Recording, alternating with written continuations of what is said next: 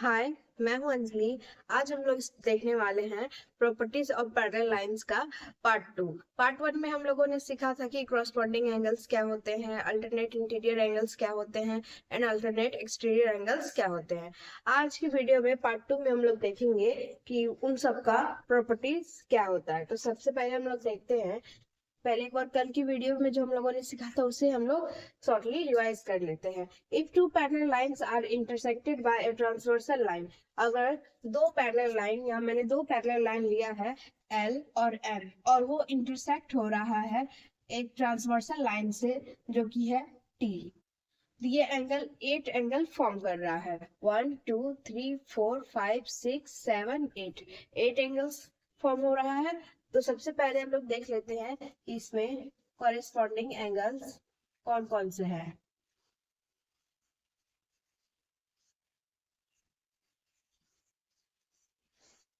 So corresponding angles are angle 1 and 5, मतलब उन लोग के बीच में एक पैरेलल लाइन होना चाहिए। 2 एंड 6, 3 एंड 7, 4 एंड 8। देखिए इन दोनों के बीच में एक पैरेलल लाइन है। 4 एंड 5 नहीं हो सकता है क्योंकि इन दोनों के बीच में कोई पैरेलल लाइन नहीं है। 1 एंड 5 होगा क्योंकि इन दोनों के बीच में एक पैरेलल लाइन है।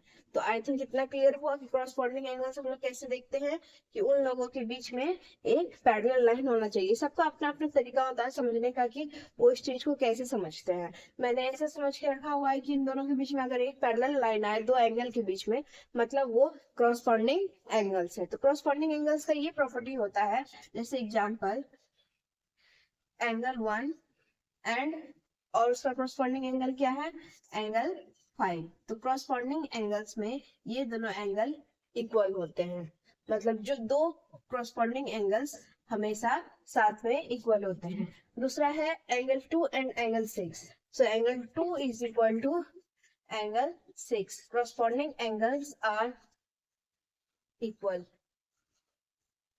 यहाँ पे आप पेयर भी ऐड कर सकते हैं, pair of corresponding angles are equal। और क्या है यहाँ पे corresponding angle, angle 3 and angle 7। So angle 3 is equal to angle 7, मतलब जितना एंगल 3 डिग्री रहेगा उतना ही एंगल 7 डिग्री भी रहेगा। मान लीजिए एंगल 3 45 डिग्री है और यहाँ पे एंगल 7, आप लोग को क्वेश्चन पूछ रहा है कि एंगल 7 क्या होगा। तो हम लोग कैसे, अगर ये 45 है तो ये भी 45 होगा क्योंकि ये दोनों corresponding एंगल्स हैं। corresponding angles are equal. And angle 4 and angle 8। So angle 4 is equal to angle 8। तो corresponding angles का property clear हो गया that the angles of corresponding angles are equal। Second हम लोग देख लेते हैं, वो है alternate interior angles. Alternate interior angles क्या होता था कि जो दो पैरेलल लाइन के अंदर हो। सबसे पहले इंटीरियर का मतलब होता है जो पैरेलल लाइन के अंदर हो। तो इन दोनों पैरेलल लाइन के अंदर क्या क्या है, 3 4 5 एंड 6 है। इतना क्लियर है। अल्टरनेट मतलब होता है कि एक इधर है तो एक इधर है, मतलब ऐसे ऐसे है, साथ में नहीं है। जैसे 3 4 नहीं, 4 एंड 6, 3 एंड 5, ये दोनों क्या है, अल्टरनेट इंटीरियर एंगल है। इतना क्लियर हो गया। So angle 3 is equal to angle 5। Alternate interior angle का भी यही प्रॉपर्टी है that the angles are equal. Pairs of, यहाँ पे ऐड कर लीजिएगा सब में, पेयर्स ऑफ, मतलब जो भी पेयर्स फॉर्म होते हैं, corresponding एंगल्स हो या फिर अल्टरनेट इंटीरियर एंगल्स हो, यहाँ पर भी सेम चीज ऐड कर लीजिएगा that the pairs of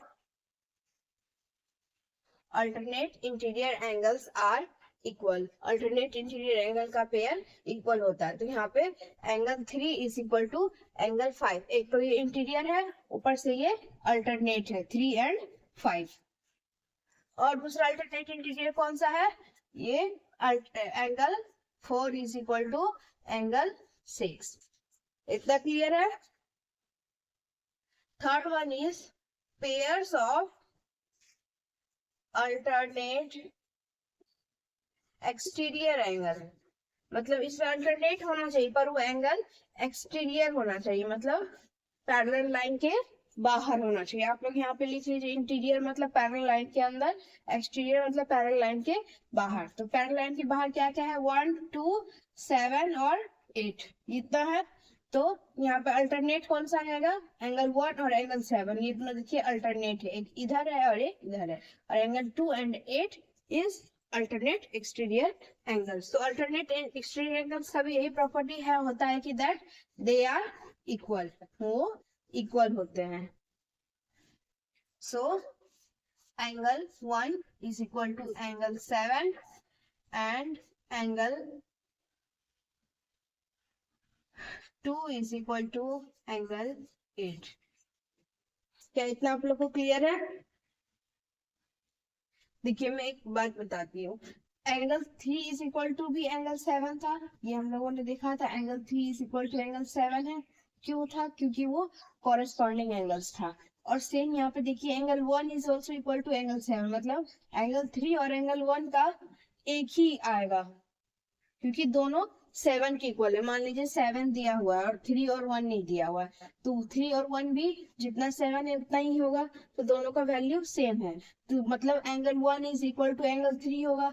angle 1 is equal to angle 3 कैसे हो सकता है? Angle 1 is equal to angle 3 कैसे हो सकता है? क्योंकि ये वर्टिकली अपोजिट एंगल है, और वर्टिकली अपोजिट एंगल्स भी इक्वल एंगल्स होते हैं। तो इतना क्लियर हुआ that angle 1 and angle 3 is equal because they are vertically opposite angle. इससे पहले जो हम लोगों ने लाइंस और एंगल्स का जो चैप्टर देखा था, उसमें हम लोगों ने सीखा था कि लीनियर पेयर क्या होता है और वर्टिकली अपोजिट एंगल्स क्या होता है। अगर आप लोगों ने नहीं देखा है तो प्लीज जाके उसे एक बार देख लीजिए, तब जाके इसका जो क्वेश्चन प्रैक्टिस होगा उसमें हम लोग linear pair, vertically opposite angles, ये सब हम लोग उसमें देखेंगे, तभी जाके क्वेश्चन सॉल्व हो पाएगा।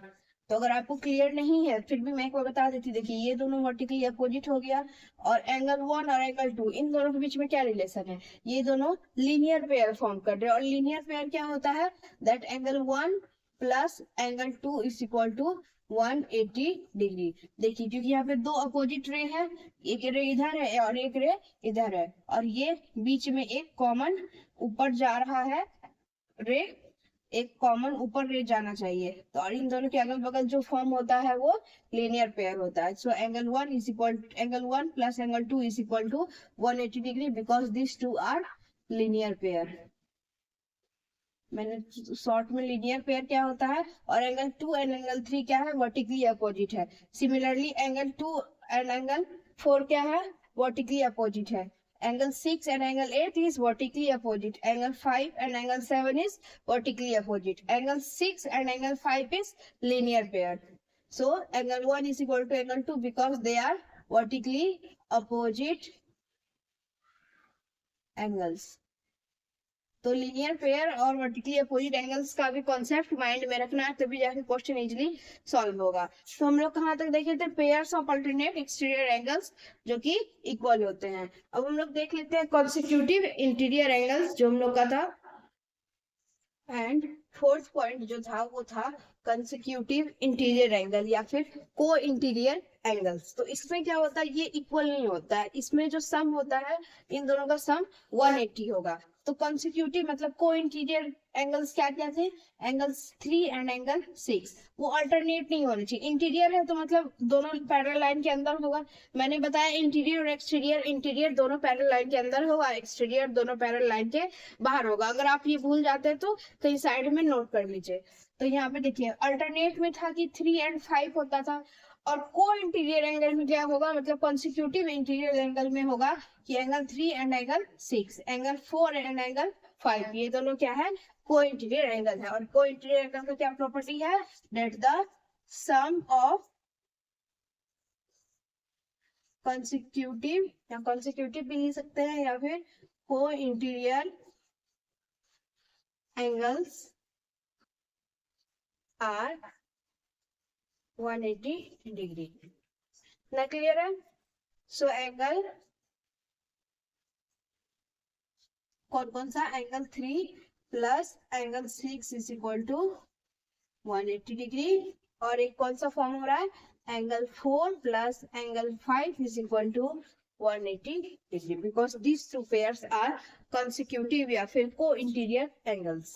इस बुक में तो ऐसे नहीं दिया हुआ है कोई एक्सटीरियर एंगल्स के बारे में, पर मैं बता देती हूँ। को एक्सटीरियर एंगल्स था एंगल 5, एंगल 1 एंड एंगल 8। ये है co exterior angles, and angle 2 and angle 7 are co exterior angles.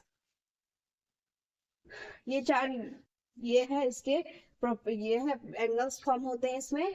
ये चारों लिख लीजिए, और इसकी जो जो प्रॉपर्टीज होते हैं मैंने वो भी लिख दिया है। आप लोग साथ में इतना नोट डाउन कर लीजिए, एग्जाम में जाइएगा एक बार रिकॉल कर लीजिएगा। अगर ये याद रहेगा तो आप लोग क्वेश्चन इजिली सॉल्व कर पाइएगा।